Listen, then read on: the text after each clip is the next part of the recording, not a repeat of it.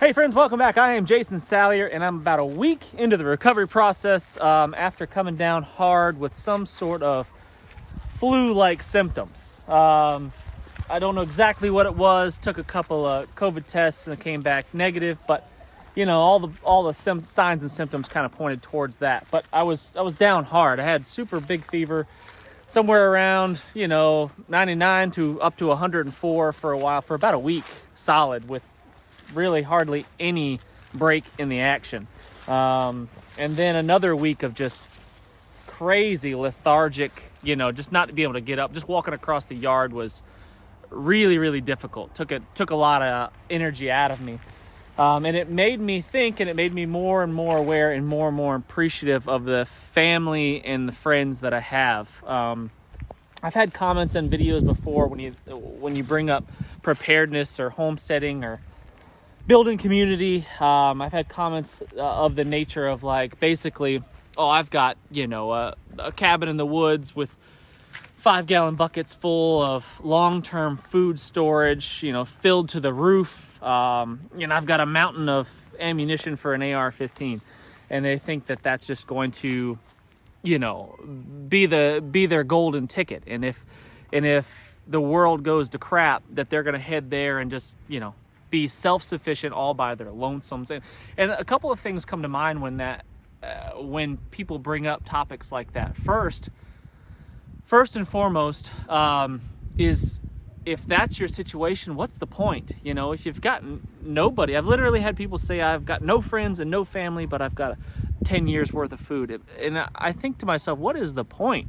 If you're gonna have all these preparations and have all these things in place to kind of secure normal life for yourself when the SHTF situation arises, I think if you don't have family and friends around you to take care of, look after one another, I think, and enjoy each other's company, I think I don't get it. To me, that just doesn't make any sense. But and the other thing that comes to mind is that if you were to get sick, I was heavily reliant upon my wife to kind of look after me, look after the household, take care of the animals, all of that stuff. And without her, all of that would have just went to crap. Who knows what would have happened to me? I even passed out once in the hallway on my way to the bathroom. So, and if she wasn't there, I probably would have survived it. But what if it was worse? You don't know. And if you're that lone survivor out there that thinks that they're just going to, make it on their own, I think you're setting yourself up for a disaster. I think that it's so important to have reliable, trustworthy family and friends around you, have a community around you, a tribe, if you will, around you, to make sure that if you go down for a period of time, that all of the things that need to be taken care of can and will be taken care of. I'm super fortunate. I've got a loving wife that looks after me when I need her to. And I've got really trustworthy, really good friends in close proximity that can help look after my homestead here. Not that I have a lot of like animals and things to look after, but I do have some stuff. I've got chickens and dogs and cats and things like that, and rabbits that we're raising for meat. And without help, those animals potentially could have died in the 2 weeks. They actually probably would have died in the 2 weeks without some help, someone to look after them. Because I literally couldn't. I'm not exaggerating. Getting up and just getting dressed was nearly impossible that first week. Getting up, getting outside, and walking across the yard was so difficult the second week. So basically what I'm trying to say is that if you think that you're going to be that lone survivor, that lone prepper out there that lives in a bunker somewhere and has a mountain of food in store and 1,000 ammo cans full of ammunition, and you think you're just going to hold down the fort by yourself, I think you're sorely mistaken. And let's say maybe you're that bachelor out there, and you're thinking to yourself, well, what the heck am I supposed to do? I don't have a wife. I don't have a family necessarily. Maybe you live in a location that you're not anywhere near family, or and you don't have a ton of friends. You need to be You need to be getting out there and developing relationships with like-minded individuals, because those are the people that you're going to be relying upon when times get tough. Develop a tribe, develop a community, whatever you want to call it. Have some family and friends, some people that you can really, really trust and really, really rely upon. And I guess going with that is you need to be that person that people can rely upon, because, you know, I don't know if it's necessarily I scratch your back, you scratch mine situation, but if you are constantly that person that's always trying to look out for other people, and you're always available, when someone calls and they need you, be there, show up.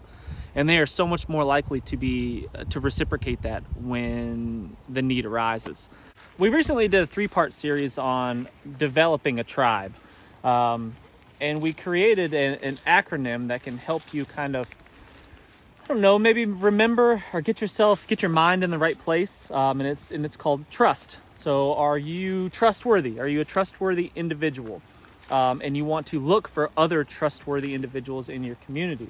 Are you reliable? Yourself and the people in your community, in that tribe, are they reliable? Can you count on them when you need them? When you call them, will they be there? Are you useful? Are you useful? Do you have the skills necessary to help that tribe out? Same goes with the people in your community. You need to look for people that have individual skills that can kind of complement one another and help each other along. Are you suitable? Do you fit in this community? Do you guys kind of mesh? Do you have similar beliefs? Your personality is going to clash, because if that's the case, that's just going to lead to problems. And then when times are good, if you're not meshing, if you're not meshing when times are good, it's going to make it way more difficult when times get a little bit tough and the stress comes on.